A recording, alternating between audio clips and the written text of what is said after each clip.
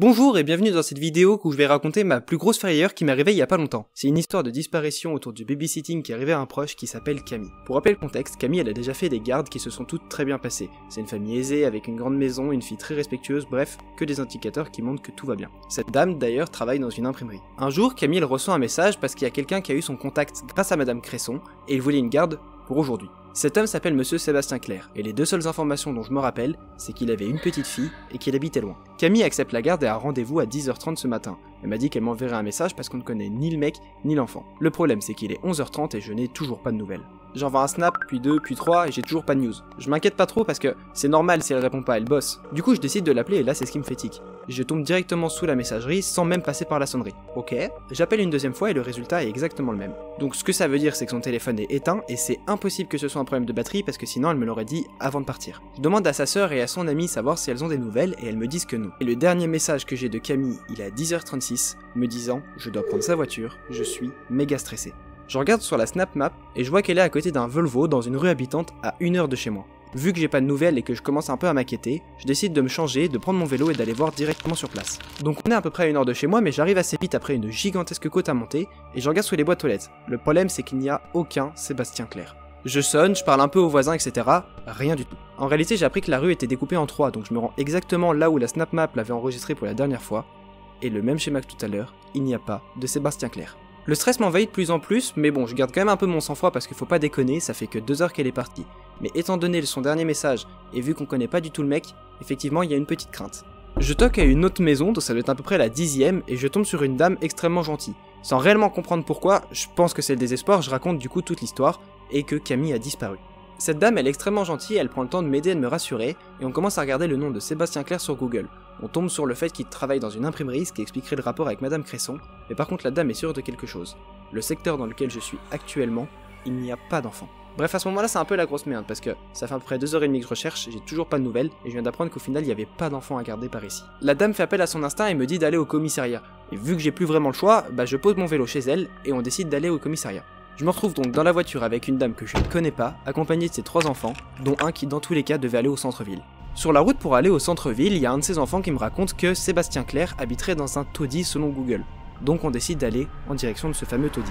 Donc on se rend sur place et au final c'était une personne qui était âgée, qui habitait là, qui n'entendait rien et elle connaissait effectivement un Sébastien Clerc. Mais il y a un détail qui toque, c'est que selon elle il aurait déménagé et surtout il n'aurait pas d'enfants. J'essaye de faire le tour d'autres maisons accompagnées des enfants qui sont dévoués à m'aider, savoir si effectivement il y a des gens qui connaissent Sébastien Clerc. Du coup je fais le tour des maisons mais j'obtiens pas vraiment de réponse, il y a peu de gens qui le connaissent et effectivement peut-être qu'il habiterait ici. À ce moment là moi c'est compliqué parce que je stresse.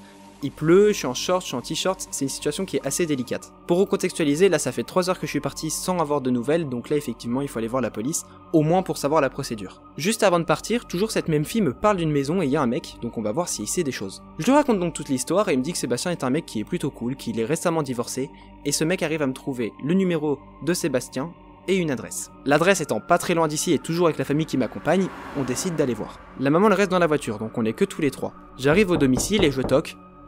Aucune réponse. La maison elle a l'air un peu délabrée, elle est un peu vieille avec une pelouse qui est très haute donc il y a une ambiance qui est assez bizarre. Je fais le tour de la maison, j'essaye de toquer aux vitres etc. Je n'obtiens aucune réponse, il n'y a personne dans cette maison.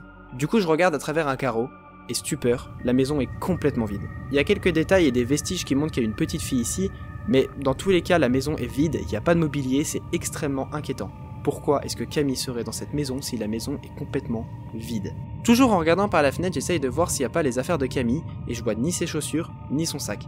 Par contre, je vois qu'il y a une cave et un étage, ce qui est plutôt creepy. En regardant un peu le tour de la maison, on voit qu'il y a beaucoup d'outils et une voiture. Dans cette voiture d'ailleurs, il y a beaucoup d'outils lourds, et elle a l'air aussi un petit peu vieillissante. À ce moment-là, j'ai plus aucune piste, je suis tombé visiblement sur son adresse parce qu'il y avait marqué son nom sous la boîte aux lettres, mais j'ai plus rien pour avancer, donc là je panique vraiment et on décide de partir au commissariat. Sous la route pour aller au commissariat, toujours avec la fille qui m'accompagne, elle me dit d'envoyer ma localisation par message, elle comprendra qu'il y a un problème. On arrive donc là-bas, je suis toujours avec la mère qui m'accompagne, les enfants restent dans la voiture et j'explique toute la situation au premier policier. Il me met quelque part me disant qu'on allait venir me chercher. Pendant ce temps-là, moi je décide d'appeler le numéro qu'on m'a donné, et il n'y a toujours pas de réponse, je tombe directement sur la messagerie. Du coup je décide d'appeler l'imprimerie dans laquelle il travaillait, mais au final il travaille plus là, il habite désormais à 30 minutes en voiture d'ici. J'ai essayé d'appeler son nouveau bureau mais c'était fermé, du coup j'ai appelé son numéro privé une nouvelle fois, mais toujours pas de réponse. À ce moment-là, il y a un mec qui arrive qui m'explique que c'est le commissaire et il me demande de raconter l'histoire. Du coup, je lui dis en Z et il me fait directement monter dans son bureau. Là, je comprends que la situation, elle a tout ce qu'il faut pour être inquiétante. Bref, on rentre, il prend les coordonnées de Camille, combien de temps ça fait qu'on est ensemble, il me demande tout ce que je sais sur cette affaire. J'appelle une deuxième fois l'imprimerie dans laquelle il travaillait et au final, on me dit qu'aujourd'hui, il est en congé. Alors du coup, le commissaire se pose une question. Pourquoi est-ce qu'il ferait garder ses enfants si au final, il travaille pas aujourd'hui ? Bien qu'il y ait le masque, je comprends dans le regard du commissaire qu'il se passe quelque chose. Il décide d'appeler des gens et il fait ses actions de policier, mais du coup ça ne mène à rien. Au final, le commissaire prend ses affaires et décide d'aller voir cette fameuse maison abandonnée, voir s'il se passerait pas des choses. Je décide de m'aérer un peu la tête et en revenant, je vois que le commissaire est au téléphone avec l'ex-femme de Sébastien Clerc, qui elle ne savait pas qu'il avait fait appel à une babysitter pour garder l'enfant. Dépourvu de toute capacité et étant dans une impasse, je laisse le destin de Camille dans les mains du commissaire qui prend cette affaire très à cœur. C'est pas normal, il se passe quelque chose. Avant que le commissaire parte à la maison abandonnée, un numéro que je ne connais pas m'appelle. Une dame me disant qu'elle est avec Camille. Et au téléphone, enfin, j'entends sa voix. Elle m'explique qu'elle a pris la voiture car le mec était en déménagement et avait besoin d'aide pour déplacer sa voiture personnelle dans sa nouvelle maison, avec l'enfant derrière. Elle m'explique également qu'elle n'a pas du tout de réseau et que le wifi ne fonctionnait pas. Vu qu'elle était en charge de la gamine et ne pouvant pas réellement se rendre compte de notre état, elle m'a appelé avec le numéro de la voisine, qui elle avait du réseau, me disant que tout était nickel. À ce moment-là, je suis libéré de toute pression et le commissaire explose de joie, c'était assez émouvant, mais alors comment est-ce qu'elle a su que je m'inquiétais ? Le seul message qui a réussi à lui parvenir, c'était ce fameux message de la localisation. Quoi qu'il en soit, on sort du commissariat avec un grand sourire, j'ai passé 2 heures avec une famille inconnue qui a partagé ce moment fort avec moi, me ramène chez eux, et moi, je reprends mon vélo, et je vous partage cette histoire. D'ailleurs, fun fact, après cette histoire, ma mère ne me croyait pas. Peut-être que j'aurais dû réagir comme ça. Ah, t'as bien fait de pas m'écouter, merci, bien joué. Parce qu'en fait, elle est morte. Néanmoins, avec tout le stress que ça engendre, je ne peux penser qu'aux gens qui n'ont pas eu le même happy ending que moi, et auquel cas, bon courage à vous. Je vous remercie d'avoir écouté ces histoires et je vous laisse vous abonner, partager tes vidéos, etc. etc. A plus. Bon allez, ça va acheter une clé 4G là.